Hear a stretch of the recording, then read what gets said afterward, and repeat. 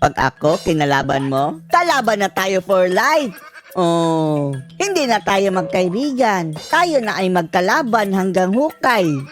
Oh, ganyan talaga si VP Inday Sara Duterte, mga kababayan. Hindi katulad ng iba dyan na inaaway na pati iyong nanay. Ipapakulong daw si Imelda, mga kababayan. Tapos, grabe ang kanilang bakbakan. Only to know, later on, halos magyayakapan si na PBBM at si Pacman. Diyos niya. Pero ibahin ni si Sara.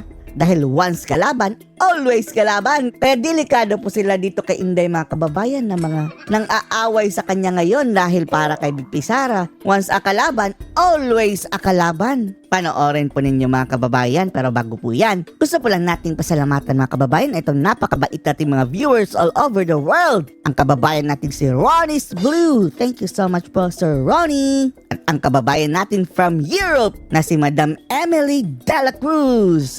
Thank you so much po, Madam Emily. Narito po ang video. Ako, pag may kalaban ako, kalaban na kita for life. Kalaban na kita for life. Oh. Hindi na kita pwede maging kaibigan. Hindi. Totoo po yan, mga kababayan. May kasabihan nga eh. Never befriend a traitor. Oh, an enemy. Huwag mong kaibiganin ulit. Lalong-lalo na in the first place, hindi naman talaga kayo ganyan ka-close. Pag nyo na ulit ituring na kaibigan, lalo na tinraidor ka na. Pag sinabi kong magkaaway na tayo, tapos na yan, wala na tayong babalikan. Wala na tayong babalikan. Never again to team with the Marcoses. Oh, never again. Oh, never again. May Never again. Never again. Pero hindi naman yan, mga kababayan, ha? Masama itong sinabi ni Sara na, di ba, ang sabi ng mga relihiyoso na, patawarin mo ang iyong aaway, patawarin mo ang iyong ganyan. Patawarin! Sige, patawarin, pero hindi na maibabalik, mga kababayan, ang dating relasyon. Nabudol ka na dati, sapat na yon. Kumbaga, kung nabasag na ang baso, mga kababayan, hindi mo na yan maibabalik pa sa dating niyang anyo. Hindi naman ibig sabihin na kalaban tayo na grabe, jumbagan na lang. Pwede namang, ang ibig sabihin lang ni Sara, hindi na tayo magkakaibigan muli. As is na lang, as if ordinaryo ka na who you, o ganyan. nagtanong kanina, which is a very legitimate question. Mm. Sabi niya, kalaban namin yan. We cannot ever, which is true. Ako, pag may kalaban ako, kalaban na kita for life. Kalaban na kita for life. Oh, mga Marcos, never again. Etong mga nambubuli kay Sara dyan sa Kongreso ngayon, humanda kayo, kalaban na kayo for life. Hindi na kita pwede maging kaibigan. Mm. Pag sinabi kong magkaaway na tayo, tapos na yan, wala na tayong babalikan. Tapos? That's a very tao. That's a very, Oh, maganda itong mga kababayan, attitude ni Sara, lalong-lalo na pagdating dyan sa politika. Dahil ang mga politicians away dito, grabing away, tapos later on, nagkaibigan na. Tapos yung mga supporters sila, nag-aaway pa rin. Pero ang dalawa, halos magyakapan na. kasi parang human nature. Anger, pride. Wala kang anger, wala kang pride, hindi ka na tao. Totoong tao si Sara, mga kababayan. Correct. Hindi plastic. Yes. Pero, as I said, in which was Mm. announced by Attorney Karen kanina, we can be individually positive. Pwede namang magkalaban tayo, kayo dyan. Magkalaban ba tayo? Hindi naman. Wala makakaaway dyan? Wala? Sa Kongreso, marami. Oh. Example, kalaban ko kayo. Kalaban niyo ako. Of course, hindi na talaga yan pwede. Oh, hindi na magkaibigan. Hindi na sila pwede magkaibigan, mga kababayan. Pero she can still work with them. Parang magkapit-bahay lang ba, nag-away, na forever na hindi Mayroon ng boundary. Yes. Pero you can be positive in your communities. Pwede Diba? magpositive. You can do Sila ni PBBM, hindi na sila magkaibigan. Pero pwede lang magpositive. Hindi sa drug test, si PBBM, pwede pa rin sila magpositive, mga kababayan, na walang bakbakan ba? Iba kasi itong si BBM, mga kababayan, pailalim kung tumira. Hindi sa kanya direkta. Para sabihin, mabait ako kuting, o ganyan. Pero si Sara, dumidepensa lang Hindi nga siya tuluyang bumabanat, mga kababayan, kay BBM. At ang sabi, may hawak daw siyang video. Wala natin na kung ano yun. everything in your power to be positive catalysts in your community. And I can be Ay! a positive catalyst in the same community. Kahit hindi magkaibigan at minsan naging kaaway, pwede pa rin mag-work together. Positive, pero wala na yung friendship, mga kababayan, na talagang may trust. No. Once nabasag, always nabasag. Never a friend a snake. Yung minsan ka na tinraidor, wag mo na yung kaibiganin muli. Dahil tatraidorin ka na naman yan. Once a snake, always a snake. Pwede yun. Paano sinabi kanina yun, Atty. Karen? Oh, we can disagree, but not be disagreeable. We can disagree but not be disagreeable na. Disagreeable na. Lahat na lang ng bagay, hindi na nagkakaintindihan. Disagree sa isang bagay, pero sa ibang bagay, okay naman. We agree to disagree. Diba? Sabi ko nga kanina, positive plus positive, hindi pa ako sure, pero it's still positive.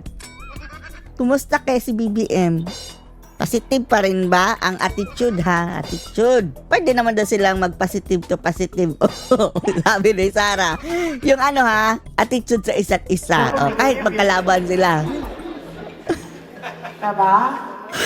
So that's it. I'm saying, dapat positive lang lahat. Huwag na natin gawin Positive lang lahat. negative ang Pilipinas. So, ang sinasabi mo, VP, imbes yung sinasabi nilang you're making diversionary tactics, ikaw yung nagiging diversionary tactics nila. Siya ang ginawang diversionary tactic, mga kababayan, ngayon ng mga dati niyang mga kaibigan na sinaksak siya sa likod. Yung sinatamba. Dati niyang kaibigan yan. Di ba narinig yung interview ni Tamba na, kumusta yung relasyon ni VP Sara? Actually, I really missed her. Na-miss doon niya si Sara, mga kababayan. Tapos, later on, gumulong ang usapang impeachment laban kay VP Inday sa kanyang, hanay ni Tambaluslos, Ungas. Kasi, tingnan nyo, Sa totoong problema. ako mayor ako ng 3 terms. Noong simula ng term, pinag-uusapan na kaagad namin ng council yan. Ano ba ang landmark legislation ninyo for this 3 years? Nakikita nyo ba na meron silang landmark legislation? Wala.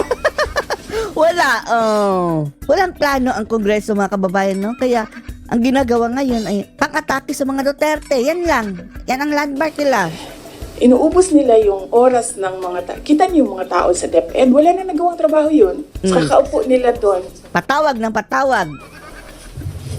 Inuubos nila yung pera ng taong bayan diyan sa mga hearings nila going after me. The And wala Dutertes. silang pake kasi ang gagawin lang nila is magbigay ng pera kung saan-saan.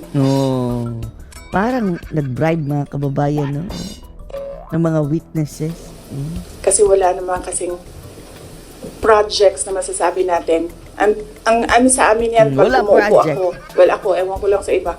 Ako, nung mayor ako, pinag-uusapan ka agad, ano ang big ticket project ng 3 taon na ito? Ano ang landmark legislation ng taong ito? Kasi yan yung gagamitin namin para ma-re-elect kami. Diba? Yan yung sasabihin namin, kita nyo? Nagawa kita nyo? ko na. Ngayon, mga kababayan, wala pa talaga. Di ba ang napakabigat na sinabi ni PBBM na tumatak talaga sa atin? 20 bigas! May ginawa ba siya para mabenta na ang bigas? Meron para silang gagawin, mga kababayan, para isubsidize sila ng multi-billions of pesos. Bibilhin daw nila, mga kababayan, ang bigas na subsidized. Tapos, ibebenta ng 29, hindi pa nga 20. Ay, Diyos mio, kung subsidized yan, galing sa pera ng gobyerno, ibigay nyo na lang. Binenta nyo pa, pagkakikitaan nyo pa. Mia. May landmark legislation tayo. So, dapat kasi pag upo mo, ganyan yan, diba? Sasabihin mo sa mga tao, in 6 years, pinakamayaman na ang Pilipinas, in 6 years, ganito, may... Yan talaga, no, yung mga vlogger si BBM dati. Pinakamayaman na bansa na daw tayo pag si BBM na ang panalo. Dahil ang ginto, tunay-tunilada daw, mga kababayan. Diyos niyo. Nasaan na kayo ngayon, mga ungas? Nagsasabi na ginto ni BBM, mga budol din. Nasaan ang ginto nyo? Security, dami kang... And then lahat ng trabaho mo, papunta siya doon para pag alis mo, nakikita ng mga tao yung trabaho for the past Mayroong direksyon. 6 years. Oh, ganyan. So, Mm. Ano masasabi niyo dito mga kababayan, lalo-lalo na sa unang sinabi ni Sarah na kung sa kinalaban na ako, kalaban na tayo habang buhay.